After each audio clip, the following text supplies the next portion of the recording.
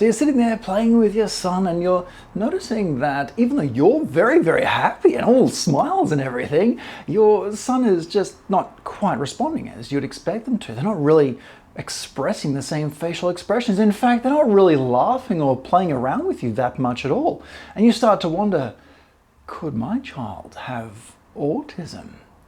My name is Christian Flotter. Come with me as we discuss some of the things that may be apparent that could help to raise your suspicion in regards to, wow, there's a lot of things in that sentence. Let's talk about autism.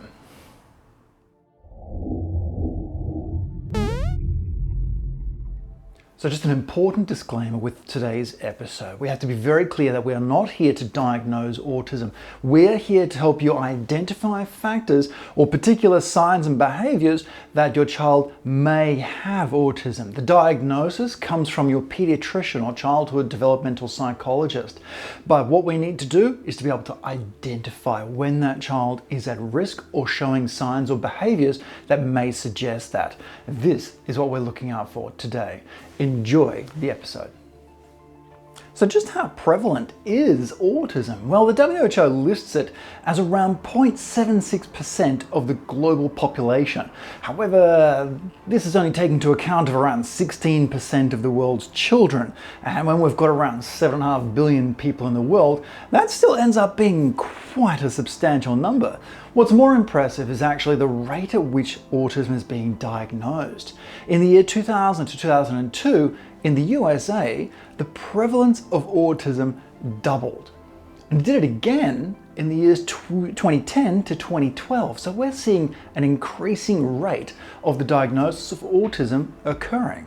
In Australia, this equates to around 1 in 68 to about 1 in 150 children are being diagnosed with autism every year, between 5 to 14 years of age being the most common. Now, what's interesting with this is we're starting to get better at identifying factors or identifying particular behaviors at certain ages and at younger ages, helping us to diagnose this one sooner. But even though it might be sooner, we still have limitations when it comes to actually diagnosing it. See, autism, really, we only need two factors for it to be diagnosed as autism. We need to firstly see difficulties in social communication streams, and secondly, repetitive or stereotyped behaviors that are outside of what we would expect a child to be doing. Now, the hard part comes from particular behaviors. You can't always see social communication issues coming from a baby because they're not necessarily socially communicating in the way that we see adults and grown-ups do. Same thing goes with their behavior. We may not see them doing the patterns because they're not at an age where they're doing patterns. Or do they? Now you see, some patterns may not manifest immediately, but we can start seeing patterns when they do start to emerge. So for a toddler that's around 12 months onwards, we may start to see particular patterns coming through. Things like not using their words or not gesturing when they're doing a particular activity. Or we may see there is an absence of social play. Now, social imaginative play. These are all aspects of social development, which is one particular stream for that diagnosis of autism. Now, we may see other streams coming through too. We might see sensory disturbances. They may not like particular textures or sensitivities, or they might find their clothes to be the wrong particular feel, so they don't like them so much. They may be stuck on a particular toy. They may have a persistent, repetitive movement, such as your hand flapping, or maybe they like to walk on their tiptoes. These are some of the patterns that we might see coming through in an older toddler. Now, what happens when we want to get that little bit younger?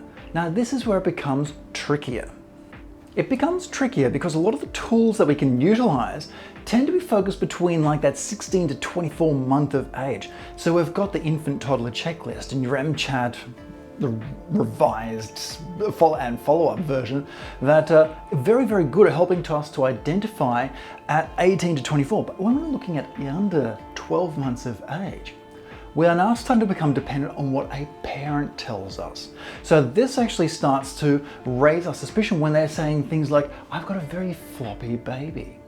They're not really smiling back at me. They're not really maintaining eye contact. Now, we have to take this with a pinch of salt because there are other things that could be going on that could cause a baby to do that. In fact, some of the strongest findings that we can get come between the ages of 6 to 9 months of age. And this is where we start to see those social constructs really starting to develop in a child's brain. So things like maintaining eye contact, or that social expression, smiling when somebody smiles at you, or using appropriate gesturing when we're doing a particular thing. We might point at something, or we might start using our hands, start waving goodbye. And we also start using our names. But you know what? Beyond just looking at social behaviors and parent reports, there is actually another very funky little thing that we could utilize that, again, helps to raise our suspicion. Again, doesn't diagnose, raises our suspicion. And that's actually looking at your child's head shape. The way your child's head is growing, the rate of growth, especially between 1 to 2 months of age and 6 to 14 months of age, an increased rate of head growth in these ages is also linked to an increased risk of developing autism. So we've got tools, we've got the MCHATs, we've got the ITCs. We can look at head shape and we can talk about behavioral patterns. And these are all things that may help us to identify that child who is at greater risk of developing autism. And when we find that one, that's when we're able to refer them appropriately and get some management happening at an earlier stage, which may help to improve outcomes. I hope you enjoyed that one today, and I look forward to seeing you again next time. Thank you very much for sending through the message and the recommendation for today's video. If you have a recommendation that you'd like, please shoot it through. Either leave a comment or just send a message, and I'll be loving to make a video all about it. See you next time.